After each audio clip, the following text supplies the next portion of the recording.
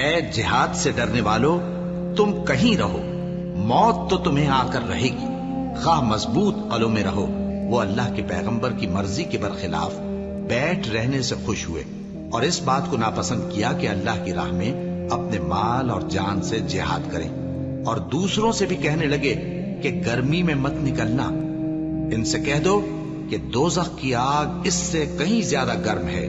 کاش یہ اس بات کو سمجھتے، اور اگر وہ نکلنے کا ارادہ کرتے تو اس کے لیے سامان تیار کرتے، لیکن اللہ نے ان کا اٹھنا اور نکلنا پسند ہی نہ کیا تو ان کو ہلنے جلنے ہی نہ دیا، اور ان سے کہہ دیا گیا کہ جہاں معذور بیٹھے ہیں تم بھی ان کے ساتھ بیٹھے رہو، اگر وہ تم میں شامل ہو کر نکل بھی کھڑے ہوتے تو تمہارے درمیان شرارت کرتے اور تم میں فساد ڈلوانے کی غرض سے دوڑے دوڑے پھرتے، اور تم میں ان کے جاسوس بھی ہیں، اور اللہ ظالموں کو خوب جانتا ہے۔ یہ پہلے بھی طالب فساد رہے ہیں اور بہت سی باتوں میں تمہارے لیے الٹ پھیر کرتے رہے ہیں، یہاں تک کہ حق آ پہنچا اور اللہ کا حکم غالب ہوا اور وہ برا مانتے ہی رہ گئے۔